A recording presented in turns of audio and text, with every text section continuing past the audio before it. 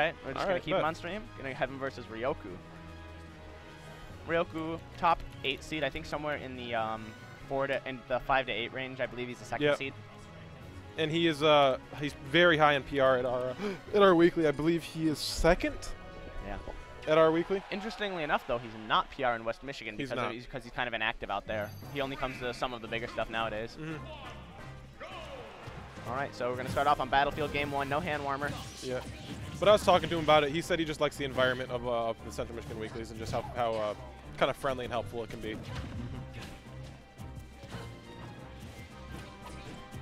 Well, what it's kind of going to be telling for me is I'm going to see how Glish deals with Bayonetta in disadvantage, because one of Ryoku's bigger habits as a Bayonetta is definitely the witch time, right? Is he like land on a platform? Yeah, or landing next to the opponent. Because a lot of people will just go to punish Bayonetta's lag, and so he just tries to body them for punishing it. Okay, that's fair. I also want to see the follow-ups that Glish is going to be getting if he's able to get some grabs, because ooh, see what I mean? Right there, and he is dead. Oh, he tried to style on him. He could have just up smashed him. Do you think it would have killed? Yes. All right. Again, yeah, you're completely right. Yeah, that's especially on the other platform with the taunt and it's honestly a very good option. Like yeah, but you can overdo it. Yeah, no, witch timing in that way, but yeah, see, it is predictable, but we'll see. Now that he's getting punished for it, we'll see if he starts adapting and mixing it up. Ryoku looking extremely strong here too. I think Marth is a pretty solid. Marth and Lucina have pretty solid matchups versus Bayo. That's actually the character. I started using Lucina as the character. Lucina and Marth as the character for Bayonetta, because Bayonetta Fox is kind of a garbage. Yeah. But it's all going to come down to whether or not he's going to continue getting baited into these witch times, because Marth's and Lucina's pressure is mostly based around hitboxes. So if the Bayonetta can get a read on how you want to approach, then you can definitely get bodied for it. You want to kind of focus on like making her want to shield and not instead of witch time. Yeah. And landing a little bit more safely instead of landing next to your opponent on a platform, going for like a ledge grab or something like that. Like that. And there you go. That's a big problem. Yeah. Yeah, Glish is really going to need to start paying attention to this, because he's punished him a few times for it, but overall he's just not really adapted to the fact that Ryoku keeps doing this, and he's gotten both stocks he lost for it. Clean 2-0. All right, well, let's see what kind of adaptations we can get from Glish in Game 2. I don't think there'd be a character change. I think he's pretty confident in his Marth and what he can do, but I think the map could be... yeah, I feel like he's going to maybe ban...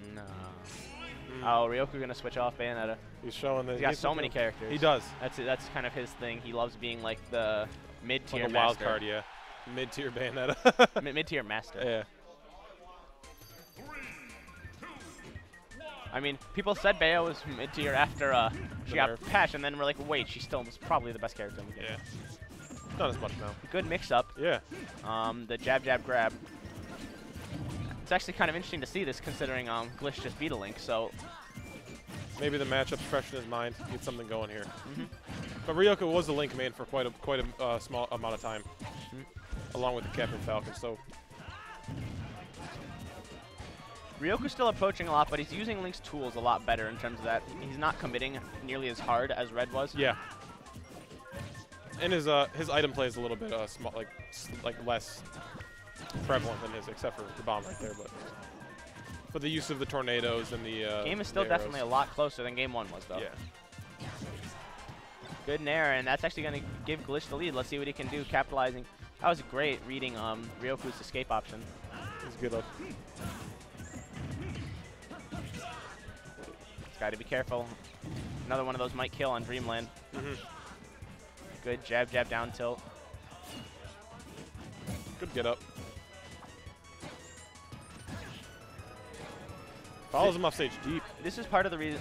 That right there, that situation is one of the reasons why I think a lot of Marths need to work on their movement more.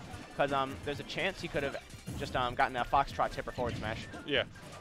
When Link missed that grab, because Link has so much downtime. Or, at worst, I think he should have been run up in neutral bead, because you can do that out of a run. Really?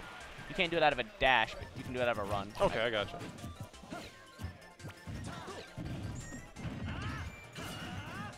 Good up B to get out of the situation.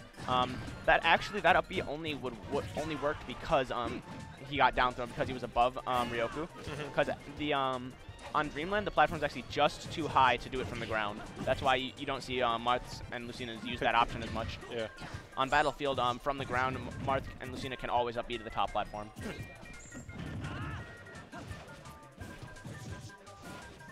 Glish really needs to make a play, though. He's just having trouble killing Ryoku. That lead's being built.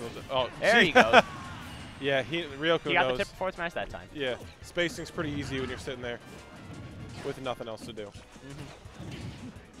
He's not really respecting Link's tools, and that's what I was saying. Is like, if Marth doesn't respect Link's projectiles, then it's very hard to get in. And when you think of Link, you're not gonna. Like, it's hard to think of his projectile uses, but it's such a huge part of his gameplay with setups and things like that. Oh, thank you.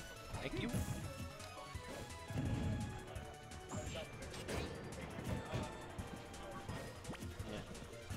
He's just got to go for damage right now. He's got to find which follow-ups are going to give him the best damage right now, because one good hit from Ryoku might honestly close out this set. Link has got such good kill power. That's another big aspect of his game. Yep. He has less setups into it than, like, say, someone like Toon Link, but his raw kill power is fantastic. Ryoku trying to style a little bit with the up B. Oh, he almost got hit with the arrow, too. That might have sniped him out of his jump.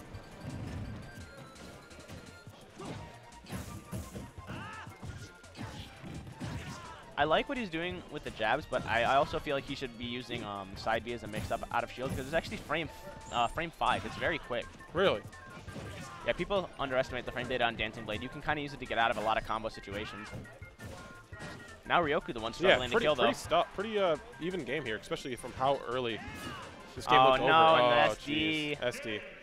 We're seeing that go to Ryoku. That's one of the biggest things that you need to be careful of as Marth. You can't up B too soon after jumping, because then you're going to lose out on a lot of, like, the height that you get. Yeah.